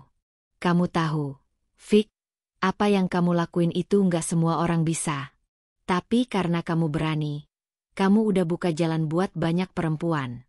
Kamu nggak cuma permalukan pria beban, kamu juga bangunin semua perempuan yang selama ini nahan sakit sendirian." Vika menatap cahaya lampu gantung restoran yang berpendar indah. "Dan kalau nanti aku jatuh cinta lagi," ucapnya pelan, "aku ingin jatuh pada seseorang yang melihatku bukan sebagai penyelamat, tapi sebagai partner." Dan malam itu, Vika duduk di balkon restoran, memandang bintang yang bertaburan di langit. Angin malam membelai rambutnya pelan, seolah membisikkan pelukan hangat setelah badai panjang. Di ponselnya, masuk pesan singkat dari sebuah nomor asing. "Terima kasih untuk inspirasinya. Saya salah satu penonton acara tadi pagi. Kisahmu menyentuh saya. Jika kamu bersedia, saya ingin bertemu. Sekadar mengenal, tanpa tekanan, tanpa luka." Vika membaca pesan itu beberapa kali. Tidak langsung membalas. Tapi senyum kecil muncul di wajahnya. Ia tahu, luka bisa sembuh. Ia tahu, cinta yang dewasa tidak akan datang dengan tipu daya. Dan ia juga tahu, meski belum sekarang, akan ada saatnya di mana ia mencintai lagi, tanpa harus kehilangan dirinya sendiri. Hujan rintik turun pagi itu, membasahi jalanan di depan rumah mewah bergaya Skandinavia milik Vika yang selama ini juga ditempati Arfan. Kabut masih menggantung di pekarangan, menambah kesan dingin dan lengang di halaman tempat dulu Vika sering menyiram bunga. Tapi pagi ini berbeda. Bukan suara kicau burung yang membangunkan rumah itu, melainkan dering bel panjang yang dipencet berulang-ulang dengan penuh kegelisahan. Vika sedang duduk di meja makan, mengenakan piyama sutra berwarna abu muda. Secangkir kopi hitam mengepul di hadapannya, dan layar ponsel di sampingnya menampilkan notifikasi dari sistem keamanan rumah. Arfan Sutrisna berada di depan gerbang. Ia tak terkejut. Sudah 3 hari sejak konferensi pers viral itu, dan ia tahu, cepat atau lambat, Arfan akan mencoba kembali, bukan untuk cinta, tapi untuk bertahan hidup. "Biarkan dia masuk sampai teras saja," ucap Vika tenang kepada bodyguard rumahnya yang sudah siap berjaga. Tak lama, Arfan muncul di beranda, mengenakan jaket lusuh, celana jeans pudar, dan rambut berantakan yang sudah tak terlihat seperti pria mapan yang dulu berdiri di samping Vika dalam setiap foto keluarga. Wajahnya sembab, matanya cekung, dan tangannya gemetar memegangi kantong plastik kecil. "Vik," Arfan memanggil lirih, seperti seseorang yang tersesat. Vika membuka pintu hanya sedikit, cukup agar Arfan tahu ia mendengar, tapi tidak cukup untuk mempersilakan masuk. "Aku cuma mau ambil beberapa barangku, baju, beberapa dokumen, dan laptopku," katanya dengan nada memelas. Vika menatapnya sejenak. "Barang-barangmu sudah dikemas. Ada di ruang satpam. Kamu bisa ambil, lalu pergi." Arfan tercekat. "Vik, tolong. Aku nggak punya tempat tinggal. Aku bahkan ditolak nginep di rumah teman. Uangku nggak bisa ditarik. Semua rekening diblokir. Aku butuh bantuanmu." "Dulu kamu juga butuh aku," jawab Vika datar. "Dan kamu membalasnya dengan mencium pelakor di dapur restoranku. Kamu ingat, Fen? Di tempat aku kerja siang malam, tempat aku bangun dari nol." Arfan menunduk. "Aku nyesel." Vika menghela napas. "Kalau benar kamu menyesal, kamu tidak akan berdiri di sini hanya karena kamu kehilangan kenyamananmu. Tapi karena kamu sadar, kamu telah menghancurkan harga diri orang yang paling mencintaimu. Tapi dari nada suaramu, aku tahu, kamu hanya datang karena kamu kalah. Bukan karena kamu sadar." Arfan menitikkan air mata. "Aku cuma mau diperbaiki, Vik. Aku bisa bantu kamu lagi. Aku bisa jaga restoran. Aku bisa kerja." Vika mendekat sedikit, menatap langsung ke dalam matanya. "Kamu tahu, Fen, aku pernah berharap kamu jadi rekan terbaikku. Tapi ternyata kamu cuma beban. Kamu jadi lubang yang selalu menyedot tenagaku, tabunganku, waktuku, bahkan jiwaku. Dan aku lelah menambal kebocoran yang kau buat sendiri." Ia melangkah mundur, dan sebelum menutup pintu, ia berkata pelan namun tajam, "Mulai sekarang, kamu bukan siapa-siapa. Bahkan sebagai tamu pun, kamu tidak diterima lagi di hidupku." Pintu ditutup pelan. Tidak terbanting. Tapi bagi Arfan, bunyi, klik, kunci di balik pintu itu seperti suara gemuruh terakhir dari bangunan kehidupannya yang runtuh total. Siangnya, Vika duduk di kantornya, berbicara dengan tim legal. Ia baru saja menandatangani finalisasi pemindahan seluruh hak aset rumah tangga atas namanya, yang dulu sempat dicatat bersama dengan Arfan.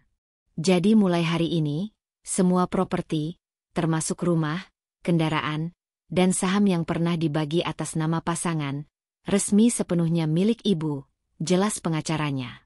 Vika mengangguk.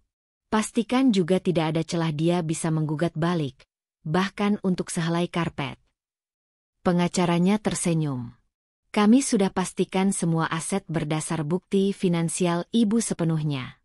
Tak ada kontribusi dari pihak suami." Setelah pertemuan itu, Vika menutup laptopnya dan bersandar di kursi. Untuk pertama kalinya sejak sekian lama, ia merasa benar-benar merdeka. Tak lagi memikirkan bagaimana menyenangkan suami yang terus menuntut. Tak lagi perlu khawatir dengan HP suami yang dikunci atau jadwal yang mendadak berubah. Tak perlu lagi pura-pura baik-baik saja saat batinnya remuk. Ia berjalan ke dapur restoran, menyapa para koki dengan hangat. Beberapa dari mereka tersenyum senang, bukan hanya karena melihat Vika kembali aktif, tapi karena aura di wajahnya telah berubah. Tidak lagi penuh beban dan kekhawatiran, melainkan tenang dan mantap. Vika bahkan sempat menyingsingkan lengan dan membantu plating makanan bersama tim. Semua menyambutnya seperti pemimpin sejati, bukan hanya bos, tapi sosok inspiratif yang telah menorehkan keberanian dan martabat dalam setiap tindakan. Malam harinya, Vika kembali menerima pesan dari nomor asing yang pernah mengirimkan kalimat penghargaan usai konferensi pers. "Saya melihat Anda dari jauh di acara TV kemarin. Jika Anda berkenan, saya ingin mengundang Anda makan malam. Bukan untuk mendekati, tapi untuk menghormati. Vika membacanya dengan senyum kecil. Kali ini, ia tidak langsung menolak. Bukan karena ia ingin berpindah hati, tapi karena ia tahu, ia sudah cukup sembuh untuk membuka sedikit pintu masa depan. Tapi sebelum menjawab, ia melangkah ke balkon rumah. Menatap langit malam. Hujan sudah reda. Langit cerah. Dan di hatinya, tidak ada sisa dendam, hanya pelajaran. Pelajaran bahwa mencintai diri sendiri adalah bentuk cinta paling penting. Dan mengusir orang yang menyakiti bukanlah kejam, itu penyelamatan. Di tempat lain, Arfan duduk di teras rumah kontrakan kecil milik teman ayahnya yang iba. Ia membuka ponsel bututnya dan melihat potongan video dari konferensi pers Vika. Berkali-kali ia mengulang bagian saat Vika berkata, "Kamu hanya menumpang hidup, dan kini, menumpang aib di tempat yang tidak pernah kau bantu bangun." Air matanya menetes lagi. Tapi semua itu tak lagi berarti. Karena wanita yang dulunya ia anggap bisa dimanipulasi, kini sudah menjadi batu karang yang tak tergoyahkan. Ia kehilangan. Dan untuk pertama kalinya dalam hidupnya, ia tahu, dia pantas kehilangan. Pagi itu, matahari bersinar lembut dari balik tirai jendela besar di kamar Vika. Ia duduk di meja rias, mengenakan blazer putih gading dengan pin kecil bergambar logo restorannya, La Rasa.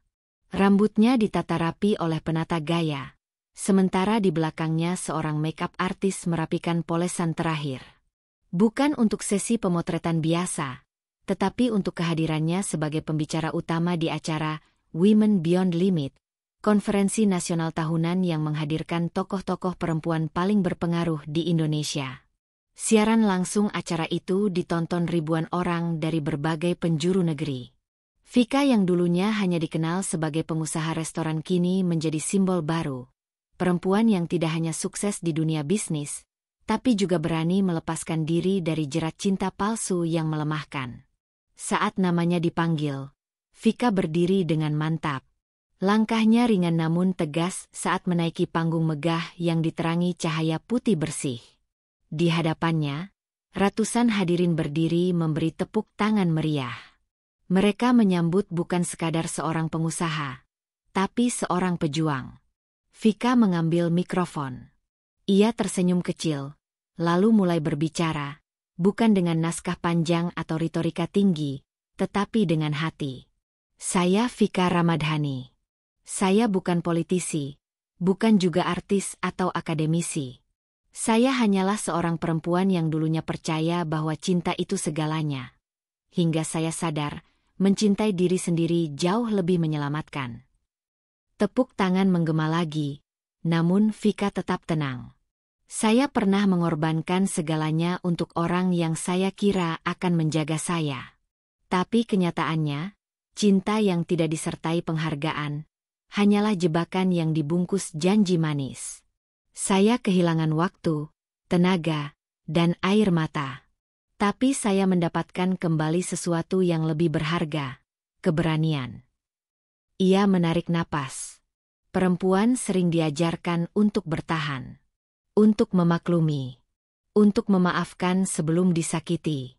Tapi hari ini saya ingin berdiri di sini dan berkata, tidak apa-apa kalau kamu memilih untuk pergi. Tidak apa-apa kalau kamu tidak ingin bertahan di hubungan yang hanya menyakitimu. Karena kamu bukan lemah, kamu sedang menyelamatkan dirimu. Mata banyak hadirin berkaca-kaca. Beberapa perempuan bahkan menunduk, mencoba menahan tangis. Dan untuk para pria yang merasa dominasi adalah cinta, yang merasa berhak dilayani meski tak memberi kehangatan, izinkan saya mengingatkan. Vika menatap lurus ke arah kamera yang sedang merekamnya secara live. Kalian tidak akan bisa menundukkan perempuan yang tahu nilai dirinya. Karena perempuan hari ini lebih tangguh dari yang kalian kira. Seketika, ruangan kembali gemuruh oleh tepuk tangan dan sorakan dukungan.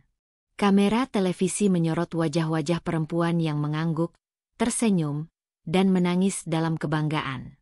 Malam itu, Vika Ramadhani menjadi trending topik nasional. Beberapa hari setelah acara tersebut, Vika menerima penghargaan Inspirational Woman of the Year dari majalah bisnis ternama. Dalam foto di sampul depan edisi spesial, ia tampil sederhana namun menawan, dengan kutipan besar di bawah namanya. Ketika cinta menjatuhkanmu, jangan lupa, kamu bisa bangkit lebih tinggi dari sebelumnya. Restoran La Rasa kebanjiran pengunjung. Tak hanya karena menunya yang lezat, tetapi karena semua ingin mencicipi hasil karya seorang perempuan yang berhasil membangun dari nol dan bertahan dari luka. Investor asing yang dulu hanya tertarik dalam skala kecil, kini datang membawa proposal besar. Mereka menawarkan ekspansi ke Asia Tenggara, bahkan membuka cabang di Eropa. Vika mempelajari semuanya dengan kepala dingin dan ketelitian seorang pemimpin sejati. Ia tak lagi digerakkan oleh ambisi membuktikan sesuatu pada siapapun. Ia hanya ingin tumbuh. Untuk dirinya. Untuk masa depannya. Sementara itu, jauh di seberang kota, Arfan melihat semuanya dari layar ponsel pinjaman milik rekan lamanya. Ia duduk di kamar kos kecil, dengan tembok lembab dan kipas angin yang nyaris mati. Tubuhnya makin kurus. Wajahnya penuh penyesalan dan lelah. Ia melihat Vika berdiri anggun di atas panggung, menerima trofi kehormatan, diapit para tokoh wanita berkelas. Ia melihat senyum Vika, mantap dan teduh, namun terasa seperti tamparan baginya. Dulu, senyum itu hanya untuknya.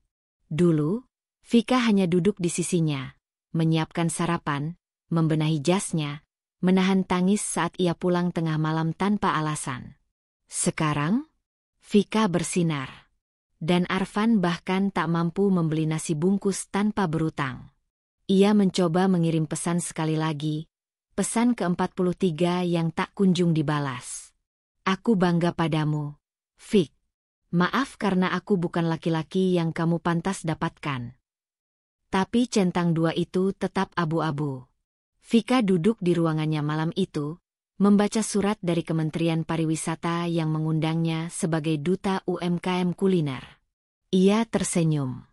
Di sekelilingnya terpajang blueprint restoran cabang pertama yang akan dibuka di Singapura. Rini masuk ke ruangan dengan 2 cangkir teh. Gila, kamu beneran akan go internasional, Vik. Vika tertawa pelan. Kenapa? Nggak percaya. Percaya banget. Aku cuma kagum.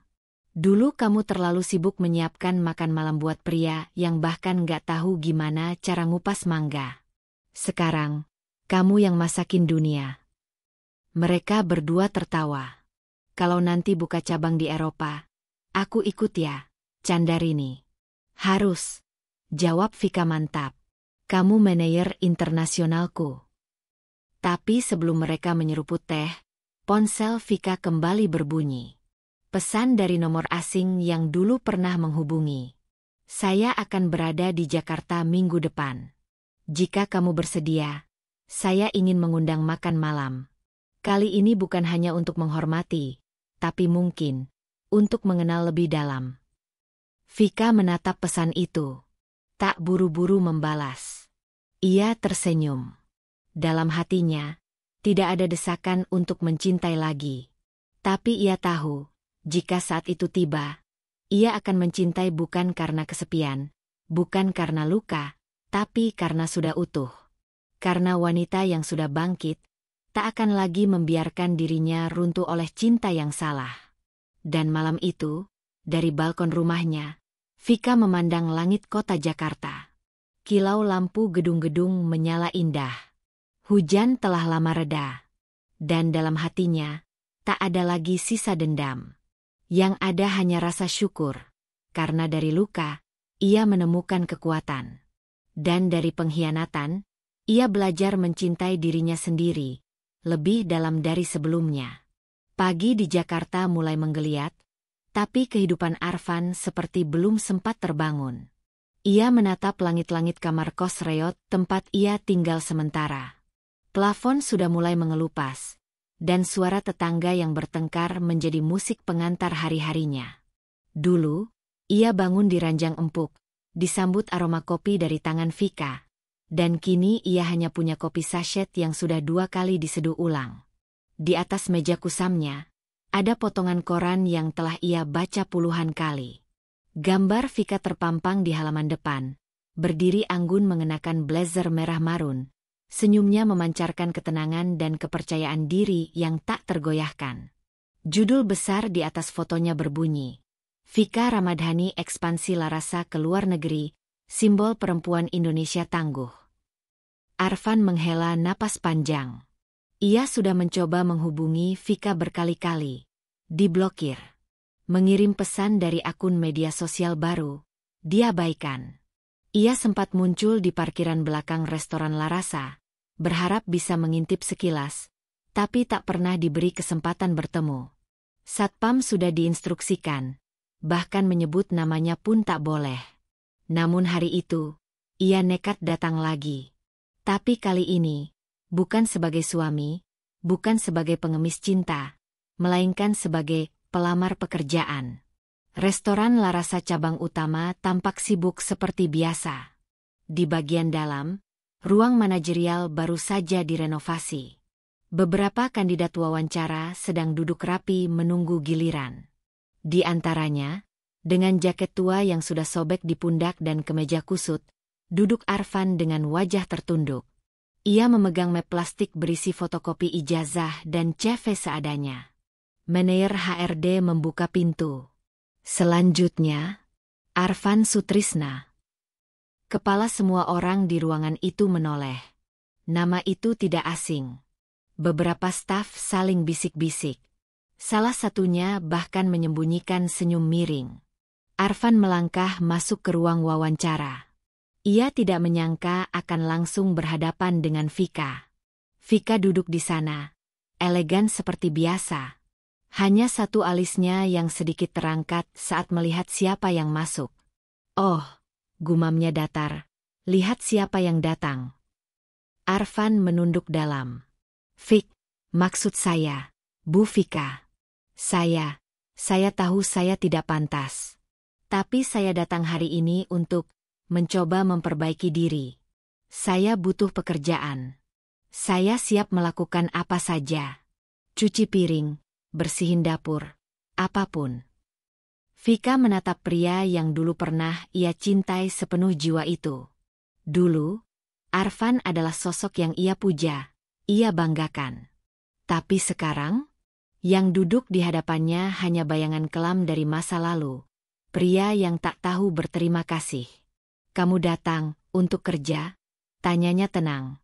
Ya, saya tahu saya bukan siapa-siapa lagi.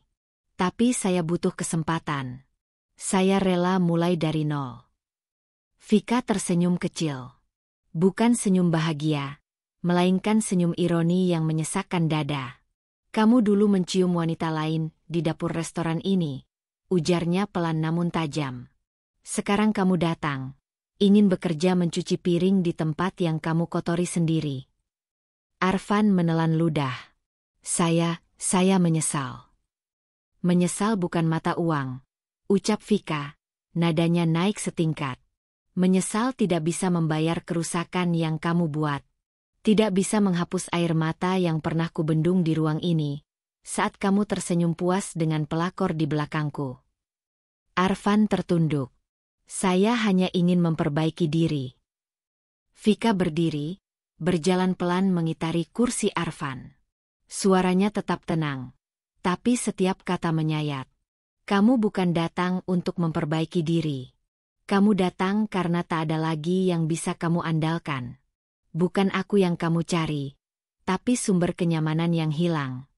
Kamu hanya kembali ke tempat yang dulu kamu injak, karena kamu sekarang tidak punya apa-apa. Ia berhenti tepat di depan Arfan. Menatapnya dari atas. Kamu pikir aku akan kasihan?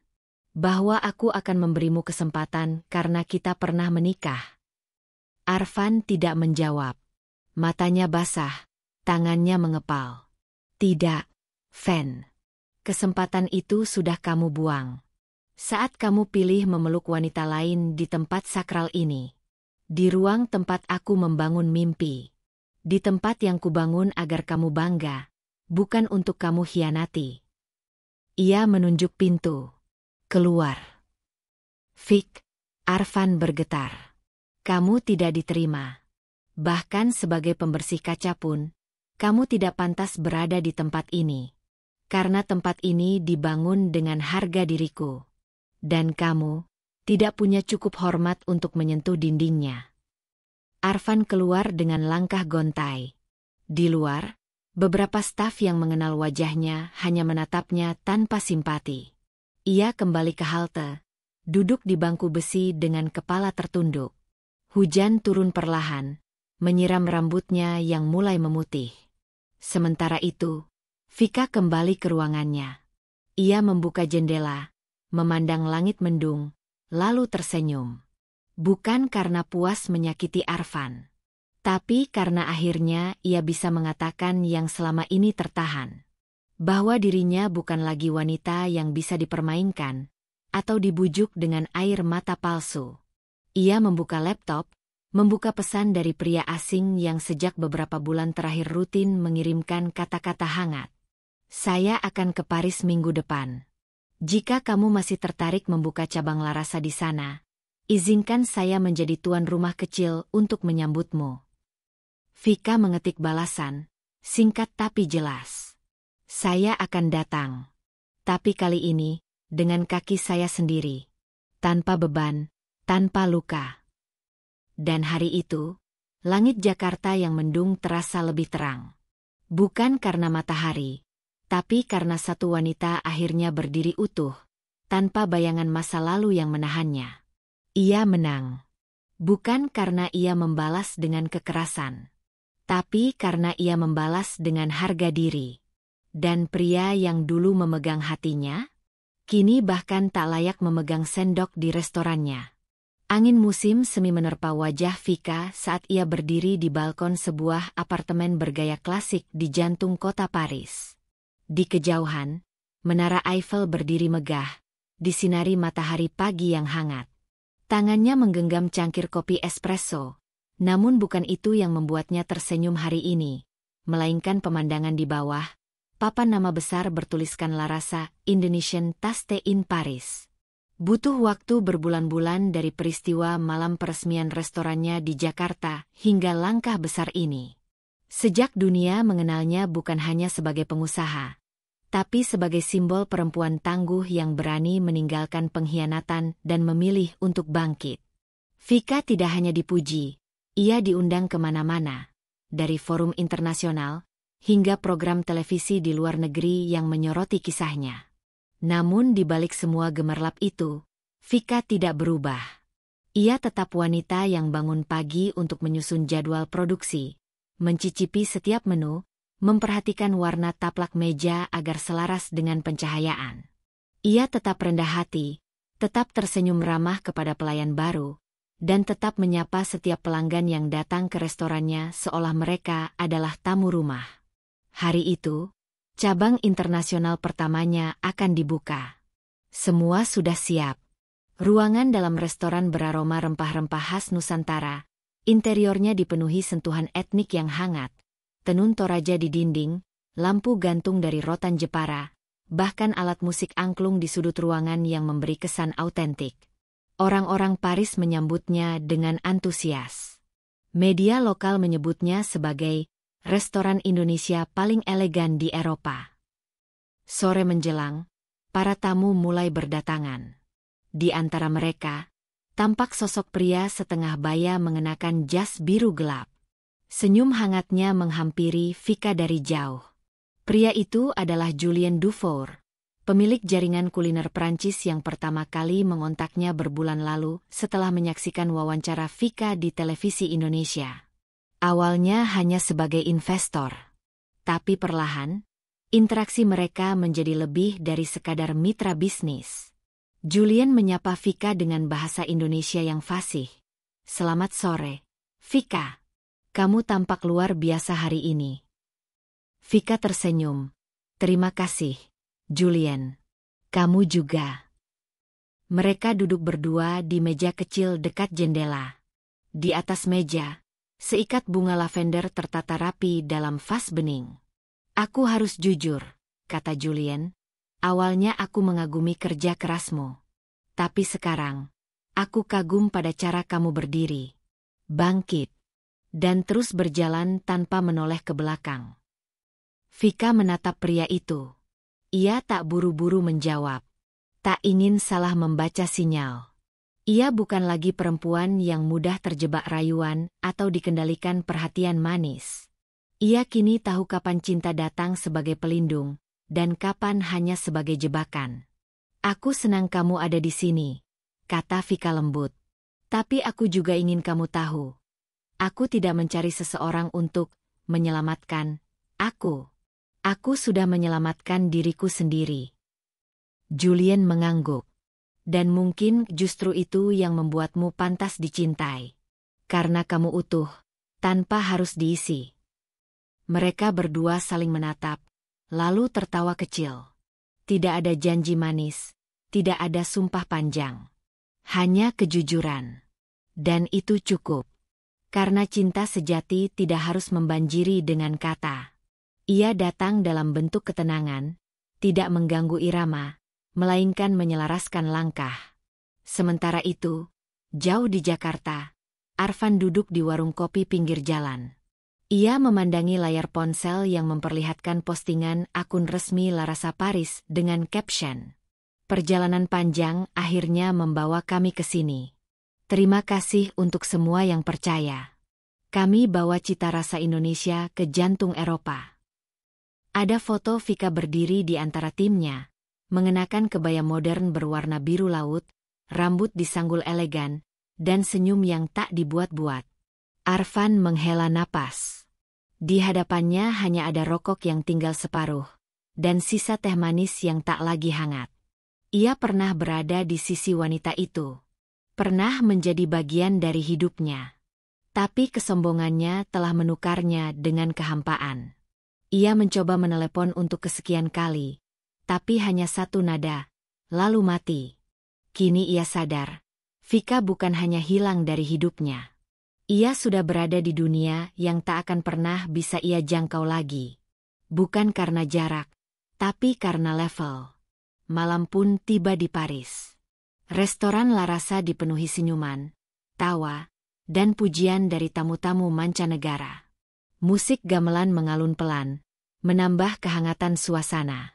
Di balkon lantai 2, Vika berdiri sendiri sejenak, menikmati angin malam dan pemandangan kota yang bersinar. Ia menarik napas dalam-dalam, lalu mengeluarkannya perlahan. Di dalam dirinya tidak ada lagi kemarahan. Tidak ada lagi rasa ingin membalas. Tidak ada lagi luka yang berdarah. Hanya ketenangan. Ia membuka ponselnya, menulis satu catatan kecil di aplikasinya. Aku tak menyesal pernah mencintaimu.